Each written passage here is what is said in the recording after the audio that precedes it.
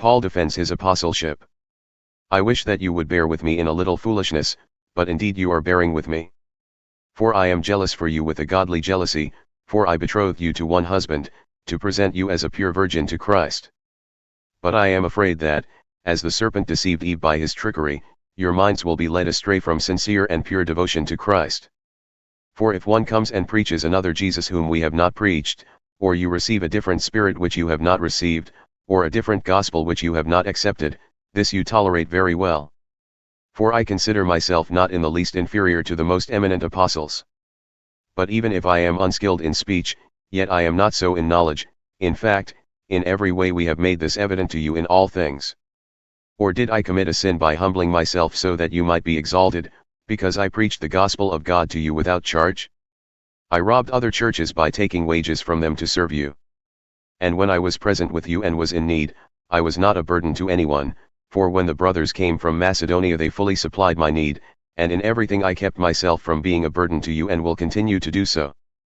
As the truth of Christ is in me, this boasting of mine will not be stopped in the regions of Achaia. Why? Because I do not love you. God knows that I do. But what I am doing I will also continue to do, so that I may eliminate the opportunity from those who want an opportunity to be regarded just as we are in the matter about which they are boasting. For such men are false apostles, deceitful workers, disguising themselves as apostles of Christ. No wonder, for even Satan disguises himself as an angel of light. Therefore it is not surprising if his servants also disguise themselves as servants of righteousness, whose end will be according to their deeds.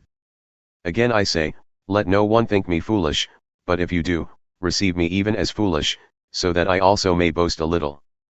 What I am saying, I am not saying as the Lord would, but as in foolishness, in this confidence of boasting. Since many boast according to the flesh, I will boast also. For you, being so wise, tolerate the foolish gladly. For you tolerate it if anyone enslaves you, if anyone devours you, if anyone takes advantage of you, if anyone exalts himself, if anyone hits you in the face. To my shame I must say that we have been weak by comparison. But in whatever respect anyone else is bold I am speaking in foolishness I too am bold. Are they Hebrews? So am I. Are they Israelites? So am I. Are they descendants of Abraham? So am I. Are they servants of Christ? I am speaking as if insane I more so, in far more labors, in far more imprisonments beaten times without number, often in danger of death. 5 times I received from the Jews 39 lashes.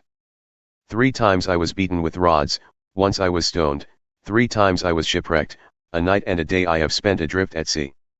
I have been on frequent journeys, in dangers from rivers, dangers from robbers, dangers from my countrymen, dangers from the Gentiles, dangers in the city, dangers in the wilderness, dangers at sea, dangers among false brothers. I have been in labor and hardship, through many sleepless nights, in hunger and thirst, often without food, in cold and exposure. Apart from such external things, there is the daily pressure on me of concern for all the churches. Who is weak without my being weak? Who is led into sin without my intense concern? If I have to boast, I will boast of what pertains to my weakness.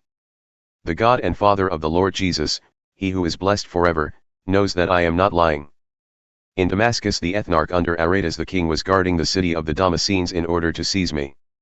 And I was let down in a basket through a window in the wall, and so escaped his hands.